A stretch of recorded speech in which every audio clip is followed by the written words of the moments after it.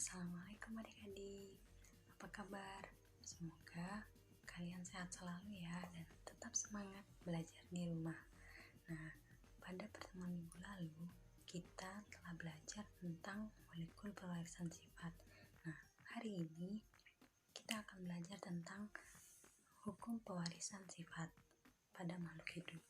Nah, sebelum kita mulai pelajaran, saya ingin sedikit bertanya.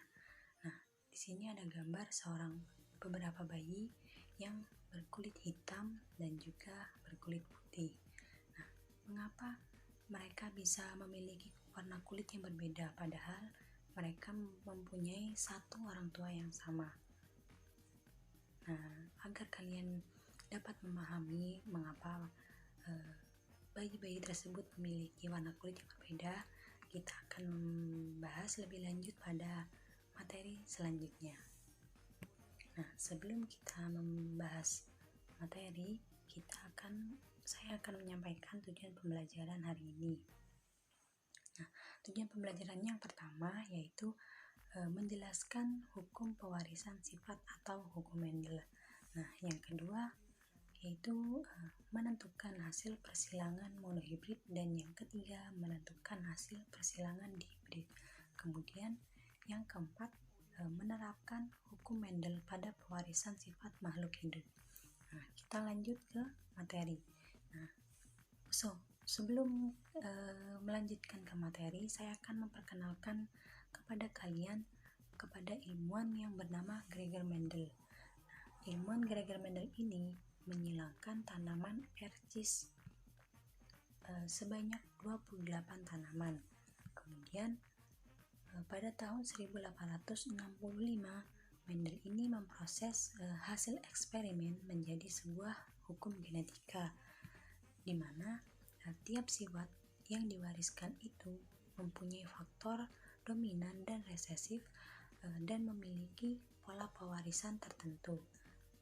Gregor Mendel di sini mengatakan jika ada dua gen yang berbeda diwariskan untuk suatu ciri atau sifat kepada keturunannya, maka biasanya efek dari gen yang dominan akan muncul pada individu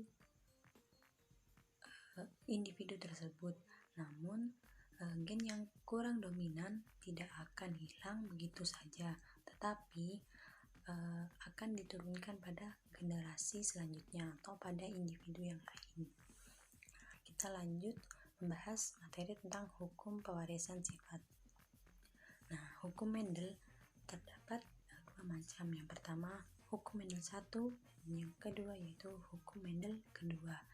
Nah, hukum Mendel ke-1 biasa disebut dengan hukum segregasi atau pemisahan, di mana berlaku untuk persilangan monohibrid atau satu sifat beda, yang bunyinya pada pembentukan gamet atau sel kelamin, kedua gen induk yang merupakan pasangan alel akan memisah sehingga tiap-tiap gamet menerima satu gen dari induknya. Nah, sedangkan hukum Mendel yang kedua biasa disebut dengan hukum asortasi atau berpasangan, di mana berlaku untuk persilangan dihibrid atau dua sifat beda, yang bunyinya setiap gen dalam gamet akan bergabung secara bebas saat pembentukan individu baru. Kemudian sebelum kalian mempelajari tentang pewarisan sifat, kalian harus memahami dulu istilah-istilah penting yang terdapat pada pewarisan sifat. Contohnya seperti gamet. Gamet ini merupakan sel kelamin. Kemudian parental biasa disimbolkan dengan huruf P, yaitu induk. Lalu F1 atau filia 1 merupakan keturunan pertama. Kemudian filia 2 merupakan keturunan kedua. Kemudian ada homozigot, biasa dituliskan dengan huruf A besar atau A kecil, yang artinya gen bersifat dominan saja atau resesif saja. Kemudian ada heterozigot. Nah, heterozigot ini misalnya huruf A besar dan A kecil merupakan kombinasi gen dominan dan resesif. Lalu terdapat fenotip. Nah, fenotip ini merupakan ekspresi gen yang langsung dapat diamati. Lalu ada genotip. Nah, genotip ini susunannya mendasari munculnya suatu sifat yang dapat dilihat oleh mata. Nah, selanjutnya yaitu hukum pewarisan sifat. Nah, hukum pewarisan sifat di sini terdapat dua macam. Yang pertama yaitu persilangan monohibrid dan yang kedua persilangan dihibrid. Kita bahas satu-satu ya. Nah, yang pertama yaitu persilangan monohibrid. Nah, persilangan monohibrid di sini merupakan persilangan dengan satu sifat beda, di mana di dalam persilangan monohibrid terdapat sifat dominan dan sifat resesif, di mana sifat dominan ini merupakan sifat yang kuat atau sifat yang menutupi, sedangkan resesif merupakan sifat yang lemah atau bersifat tertutupi. Nah, bagaimana sih contoh persilangan monohibrid? Nah, kita bahas ya. Nah, contohnya pada persilangan bunga mawar merah dominan atau M besar dan mawar merah resesif M kecil. Contohnya pada induk mawar merah M besar disilangkan dengan induk mawar putih M kecil. Nah, gamet dari mawar merah yaitu M besar dan gamet dari mawar putih M kecil kemudian disilangkan menghasilkan keturunan M besar M kecil 100% merah muda. Kemudian hasil dari persilangan tersebut disilangkan kembali, keturunannya disilangkan kembali, kemudian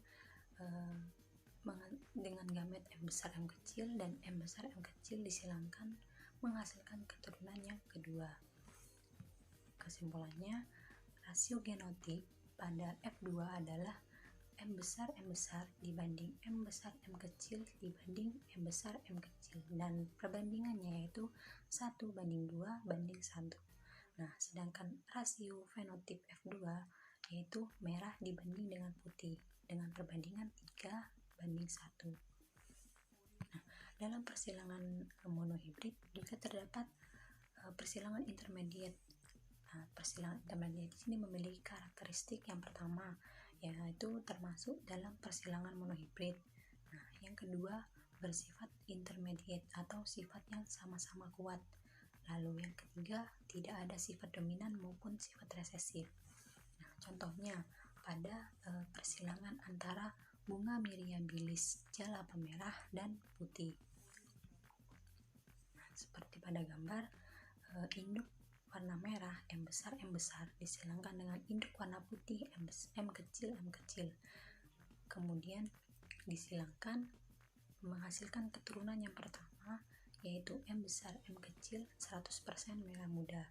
Kemudian hasil keturunannya disilangkan dengan gamet M besar M kecil disilangkan kemudian menghasilkan keturunan kedua yaitu rasio genotipnya atau sifat yang tidak tampak menghasilkan M besar sebanyak 1 dan M besar M kecil sebanyak 2 dan M kecil sebanyak 1. Jadi perbandingannya 1:2 banding 1. Nah, sedangkan pada rasio fenotipnya atau sifat yang tidak tampak itu memiliki perbandingan 1:2 dan banding 1, yaitu merah banding merah muda dan dibanding putih, seperti itu. Nah, selanjutnya persilangan yang kedua yaitu persilangan dihibrid. Nah, pada persilangan dihibrid di sini merupakan persilangan dengan dua sifat beda. Sama halnya dengan persilangan monohibrid, pada persilangan dihibrid juga memiliki sifat dominan dan sifat resesif. Yang sifat dominan di sini merupakan sifat yang menutupi, sedangkan sifat yang resesif sifat yang tertutupi. Kita akan lihat contoh pada persilangan dihibrid. Nah, contoh pada persilangan dihibrid ini merupakan seperti persilangan kacang ercis berbiji bulat berwarna kuning yang bersifat dominan dengan kacang ercis berbiji kusut berwarna hijau bersifat resesif. Induk dari bulat kuning B besar, K besar, K besar disilangkan dengan induk kisut hijau B kecil, K kecil. Nah, kemudian gametnya B besar, K besar, B kecil, K kecil disilangkan akan menghasilkan keturunan yang pertama, yaitu B besar, B kecil, K besar, K kecil, yaitu 100% bulat kuning. Nah, hasil dari keturunan tersebut kemudian disilangkan, yaitu dengan gamet B besar, B kecil, K besar, K kecil, B besar, B kecil, K besar, K kecil disilangkan dan akan menghasilkan keturunan dengan perbandingan 9:3:1, di mana bulat kuning berjumlah 9 dan kacang ercis yang berbulat hijau terdapat 3, dan yang kisut kuning berjumlah 3, kisut hijau berjumlah 1. Jadi rasio fenotip F2 dari persilangan kacang ercis berbiji bulat berwarna kuning dengan kacang ercis berbiji kisut berwarna hijau menghasilkan keturunan dengan perbandingan 9:3:1. Nah, mungkin cukup sekian penjelasan dari saya. Kurang lebihnya saya mohon maaf. Semoga pembelajaran hari ini dapat bermanfaat bagi kalian semua. Jangan lupa kalian tetap jaga kesehatan dan tetap semangat walaupun kalian belajar dari rumah. Sekian pembelajaran hari ini. Wassalamualaikum warahmatullahi wabarakatuh.